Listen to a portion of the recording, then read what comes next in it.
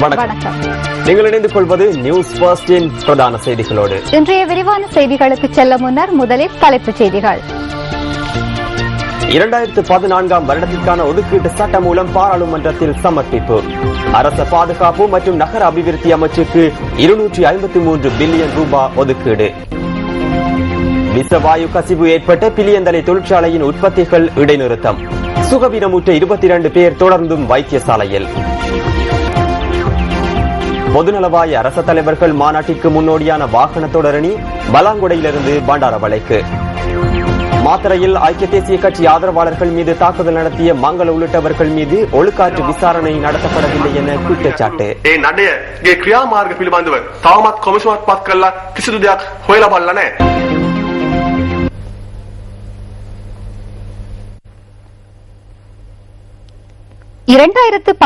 ஆண்டுக்கான நிதி ஒதுக்கீட்டு சட்டமூலம் இன்று பாராளுமன்றத்தில் சமர்ப்பிக்கப்பட்டது. அதன் பிரகாரம் அடுத்த வருடம் அரசாங்கத்தின் மொத்த செலவினம் 1542.5 பில்லியன் ரூபாய் என மதிப்பிடப்பட்டுள்ளது.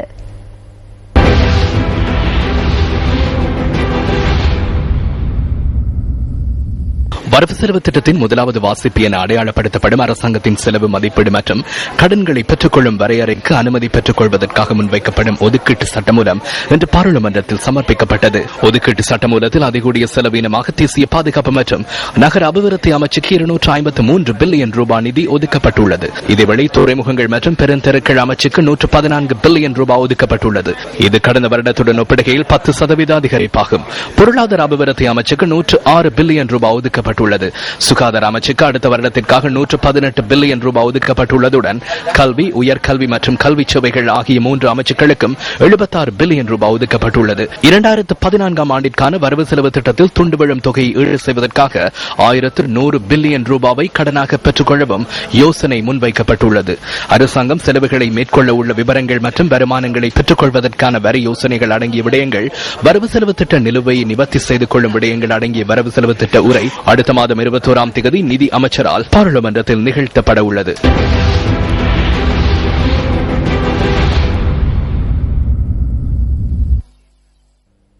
நாட்டை கட்டியெழுப்பும் அபிவிருத்தி பணிகளை வெற்றிகரமாக முன்னெடுப்பதற்கு மாவட்ட செயலாளர்கள் இதுவரை காலமும் அரசாங்கத்திற்கு வழங்கிய ஒத்துழைப்புகளை வரவேற்பதாக ஜனாதிபதி மஹிந்த ராஜபக்ச தெரிவித்துள்ளார்.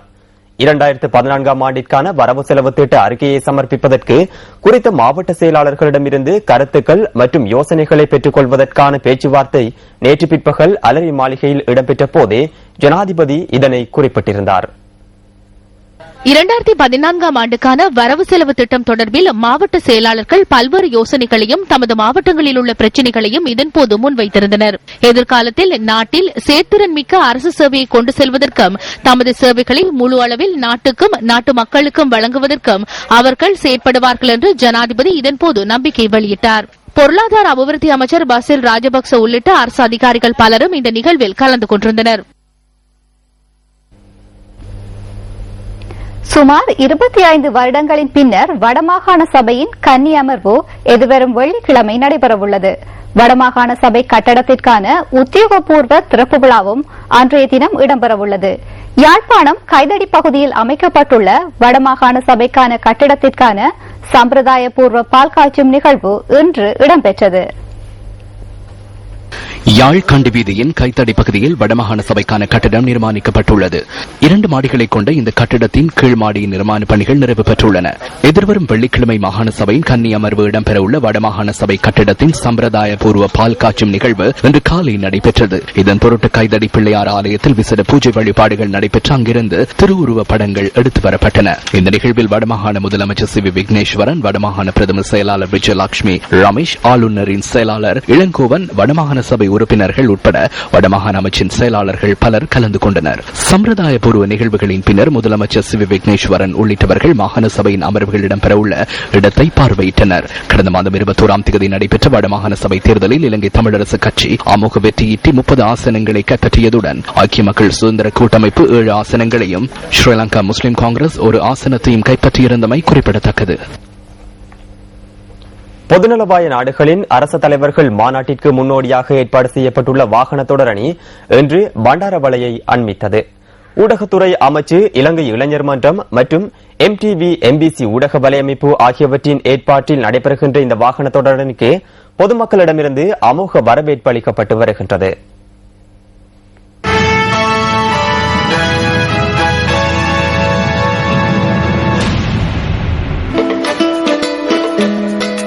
பொதுநலவாய அரசு தலைவர்கள் மாநாட்டை முன்னிட்டு ஏற்பாடு செய்யப்பட்டுள்ள வாகன தொடரணி பலாங்குடி நகரில் நேற்று தனது பயணத்தை நிறைவு செய்து கொண்டிருந்தது. சப்ரகமுவ மாகாண அமைச்சர் பிரபாத் பானுபிரிய தலைமையில் இன்றைய வாகன தொடரணி பலாங்குடி நகரிலிருந்து தனது பயணத்தை ஆரம்பித்தது.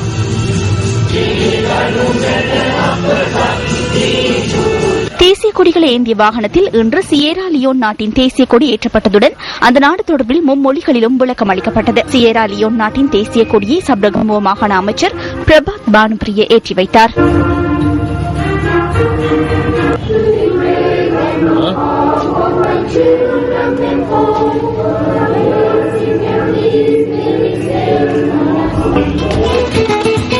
அதன் பின்னர் கூடியிருந்தவர்களின் அமோக வரவேற்புக்கு மத்தியில் வாகன தொடரணி பயணத்தை ஆரம்பித்தது.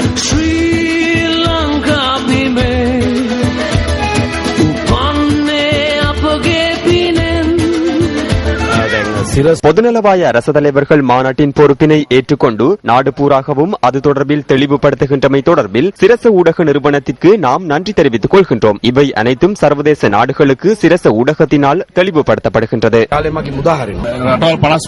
55 நாடுகளின் அரசு தலைவர்கள் இலங்கைக்கு வருகை தருகின்றமை உண்மையில் மிகவும் முக்கியத்துவம் வாய்ந்த ஒரு நிகழ்வாகும். சர்வதேச மட்டத்தில் மாற்றங்களை ஏற்படுத்துவதற்கு ஜனாதிபதிக்கும் அரசாங்கத்திற்கும் சந்தர்ப்பம் கிடைத்துள்ளது. அதேபோன்று தேசிய இளைஞர் சேவைகள் மன்றமும் சிரச ஊடக வலையமைப்பும் இணைந்து மேற்கொள்ளும் இந்த முயற்சியானது மிகவும் வரவேற்கத்தக்கது.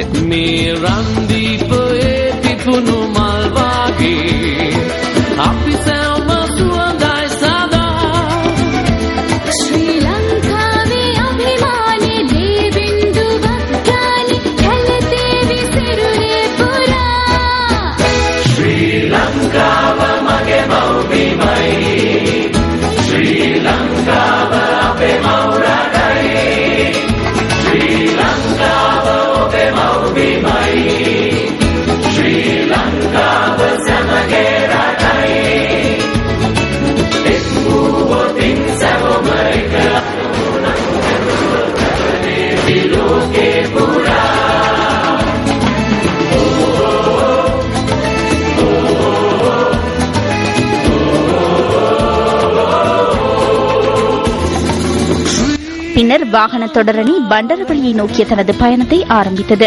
பெலியோய ஹப்புத்தலை ஊடாக தியத்தலாவிற்கு சென்ற வாகன தொடரணிக்கு அமோக வரவேற்பு கிடைத்தது. பாடசாலை மாணவர்களும் இதில் இணைந்து கொண்டனர்.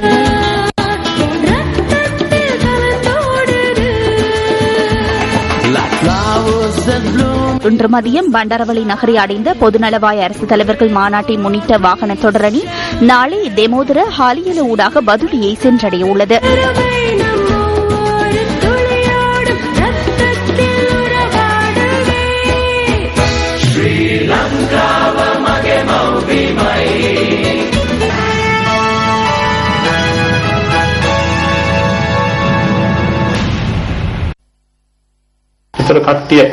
என்னை தூக்கிச் சென்று வாகனத்தில் போட்டதாக ஞாபகமும் இருக்கின்றது. கண் விழித்து பார்த்தால் சிலாபம் வைத்தியசாலையில் இருந்தேன். வனஜீவராசிகள் அதிகாரி KP தகநாயக்க கடந்த வார இறுதியில் முகம் கொடுத்த அனுபவம் தொடர்பாகவே இவ்வாறு விளக்கம் அளித்தார். தும்மலசூரிய வத்துப்பொல பிரதேசத்தில் யானையுடன் போராடி தனது உயிரை மீட்டுக் கொள்ளும் தகநாயக்கவின் போராட்டம் கேமராவில் இவ்வாறு பதிவானது.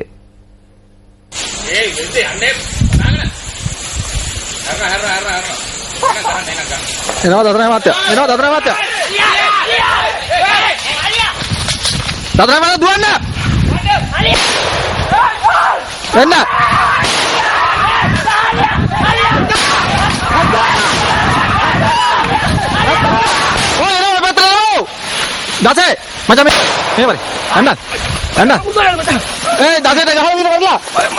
யானையின் தாக்குதலுக்குள்ளான வனஜீவராசிகள் அதிகாரி KP தஹாநாயக்க உடனடியாக வைத்தியசாலையில் அனுமதிக்கப்பட்டார். சிகிச்சைகளை முடித்துக் கொண்டதன் பின்னர் அவர் தற்போது வீட்டிற்கு சென்றுள்ளார். திடீரென யானை எனது பக்கமாக திரும்பி என்னை விரட்டி கொண்டு வந்தது. நான் 30 மீட்டர் வரை ஓடினேன். நான் வேகமாக ஓடும் போது யானை என் அருகில் வந்துவிட்டது. யானை என்னை பிடித்துவிடும் என்று நான் நினைத்தேன். எதிரே இருந்த தென்னை மரத்திற்கு குறுக்காக பாய்ந்து ஓடினேன். அதே போன்று யானை தென்னை மரத்துக்கு குறுக்கே பாய்ந்து என்னை தாக்கியது. தாக்கியவுடன் நான் கீழே விழுந்து விட்டேன். விழுந்தவுடன் மறுபக்கம் திரும்பி பார்க்கும் போது யானை என்னை தும்பிக்கையால் தூக்குவதற்கு முற்பட்டது. எனது நெஞ்சுக்கு அருகில் யானையின் தந்தம் வருகையில் அதனை எனது இரு கைகளால் பிடித்துக் கொண்டு மறுபக்கம் திரும்ப முற்பட்ட போது யானையின் தந்தம் எனது வயிற்றை கிழித்துக் கொண்டு நிலத்தில் குத்திக் கொண்டது. அப்போது எனது உடல் இரு தந்தங்களுக்குள்ளும் இடையில் சிக்கிக் கொண்டது. இதன் போது யானையை நான் நன்றாக தாக்கினேன். பின்னர் யானை மீண்டும் தனது தந்தத்தை இழுத்து எடுக்கையில் யானையின் வயிற்று பகுதிக்கு உருண்டு சென்றேன். பின்னர் யானை என்னை உதைத்து தள்ளியது. நான் வெளியில் தூக்கி வீசப்பட்டேன். இதன் போதுதான் எனது முழங்கால் முறிந்தது. மீண்டும் என்னை தாக்க தொடங்கியவுடன் நான் சத்தமிட்டு என்னை கொல்லப் போகின்றது என அலறினேன். மீண்டும் என்னை தந்தத்தால் தாக்க முற்பட்டது.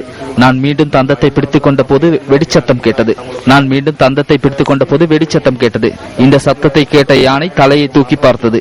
இந்த சந்தர்ப்பத்தில் நான் யானையின் பிடியிலிருந்து தப்பினேன்.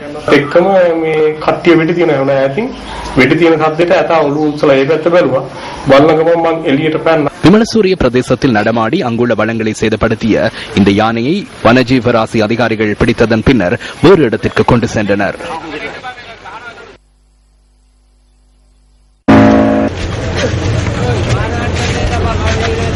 கிட்டத்தட்ட ஒரு 200-300 பிரியாணிகள் ஏற்றி கொண்டு பாதை அதுல மிதந்து கொண்டிருந்தது. நீண்ட தூர பயணத்தின் போது இடைநடுவில் நிற்கதியாகும் நிலைமை ஏற்பட்டால் அதன் வெளிப்பாடு அச்சம் மிகுந்ததாய் இருக்கும். குறிப்பாக நீர்நிலைகளினூடாக பயணிக்கும் போது இவ்வாறான சம்பவங்களை எதிர்நோக்க நேரிட்டால் அதன் பிரதிபலிப்பு பாரதூரமானதாகவே இருக்கும். இது மண்முனை வாவி. மண்முனை துறையிலிருந்து படுபான் கரையை இணைக்கும் இந்த வாவியை கடக்க மக்கள் நீர்வழி இயந்திர பாதையை பயன்படுத்துகின்றனர். கொக்கட்டிச்சோலை, மகிழத்தீவு, முனைத்தீவு உள்ளிட்ட கிராமத்தவர்களின் பிரதான போக்குவரத்து மார்க்கமாகவும் இந்த நீர்வழி இயந்திர பாதை அமைந்துள்ளது. மட்டக்களப்பு டவுனுக்கு போய் வரதுக்கு ஒரு பிரதான பாதையா இருக்கு. இங்கே 2 பாதைகள் உள்ளன. அரசாங்கத்தால் வழங்கப்பட்ட 2 பாதைகள். அதுல ஒரு பாதை பழுதடைந்து இப்ப ஒரு கிழமையாக இயங்க முடியாத நிலையில் இருக்குது. இந்த வாவியை கடக்க வீதி அபிவிருத்தி திணைக்களத்தின் மட்டக்களப்பு மாவட்ட பணிமனை இவ்வாறான 2 இயந்திர பாதைகளை வழங்கியது. இதில் ஒரு இயந்திர பாதை கடந்த சில நாட்களாக பழுதடைந்த நிலையில் கரையொதுங்கி உள்ளது. குறித்த இயந்திர இழுவை பாதை பழுது பார்க்கப்படாமல் நிறுத்தி வைக்கப்பட்டுள்ளதால் ஒரு இயந்திர இழுவை பாதையில் மாத்திரம் பயணிக்க வேண்டிய கட்டாயம் மக்களுக்கு ஏற்பட்டுள்ளது. இந்த நிலையில் நேற்றைய தினம் நீர்வழி இயந்திர பாதை பயணிகளுடன் பயணித்த சந்தர்ப்பத்தில் எரிபொருள் தீர்ந்த காரணத்தினால் நடுபாவியில் மணிக்கணக்கில் நின்றுள்ளது. இந்த நீர்வழி இயந்திர பாதையை நம்பி நாளாந்தம் நூற்றுக்கணக்கான பயணிகள் பயணிக்கின்றனர். இவ்வாறான காரணங்களால் பயணங்கள் தடைப்படுவது இது முதற் தடவை அல்ல எனவும் மக்கள் தெரிவிக்கின்றனர்.